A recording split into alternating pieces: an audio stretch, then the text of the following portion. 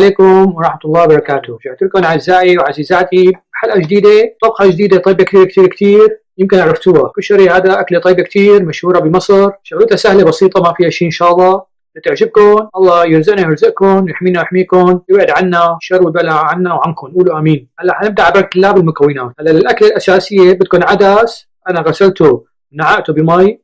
بدكم رز وسط كمان غسلته ونقعته بمي. بدكم معكرونه مثل ما شايفين، كاسه بكاسه بكاسه. بدكم شويه حمص مستوي مسلوق للزينه. هلا على وشها نحط بصل مقلى، فهي البصله هيك شو سويت؟ قسمتها جناحات، حطيت لها شويه ملح ومعلقتين طحين، خلطتها منيح. وهلا كمان للصوص هي عباره عن مرقه بندوره او بندوره نفسها، هي بتقطعوها شقف صغيره بدنا نساويها نقليها مع البصل والثوم بالزيت. بدنا فلفل اسود وملح، بدنا شويه خل معلقتين كبار للصوص، بدنا كزبره يابسه. هاي الكزبره يابسه نحطها مع الصوص، والكزبره يابسه نحطها بدنا نطبخ الرز مع العدس. هلا بنبدا على بركه الله. يلا بسم الله الرحمن الرحيم، صلوا على النبي اللهم صل على محمد. 4 كاسات مي اغلي فيهم العدسات لشي ربع ساعه. ما بدي يستووا كثير لان بدي احط لهم بعد شوي الرز عشان يستووا مع بعض. شايفين شلون؟ هلا ما بحط لهم لا ملح ولا شيء، بس مي بغليهم. وهون هلا بهالطنجره هي حطيت نص كاسه زيت. بدي هلا اقلي فيهم البصلات حتى يصيروا بنيات،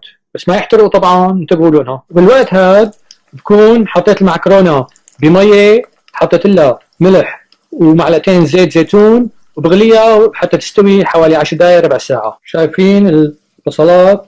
اللهم صل على النبي، ريحتهم حلوه كثير، وهلا عم بيصيروا ممرين. شايفين شلون؟ تمام، بحركهم كثير يعني على نار وسط.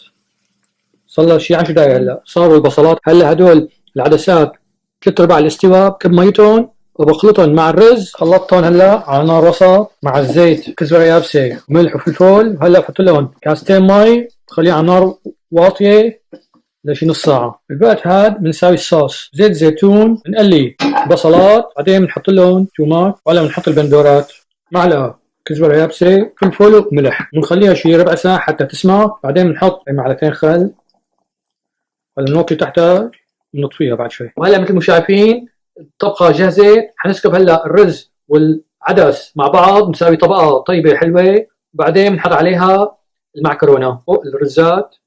هلا بنحط الصوص عليها، اللي بده اقل اكثر بنحطها على جنب كمان. نحط عليها الحمصات هون وهون، نحط عليها البصلات اللي امرناها هون. شايفين؟ اللهم صل على النبي. بتاخذ عقل. ان شاء الله تجربوها ببيتكم وتعجبكم وتدعونا، ولا تنسونا من الشير واللايك والسبسكرايب والدعاء. السلام عليكم ورحمه الله وبركاته.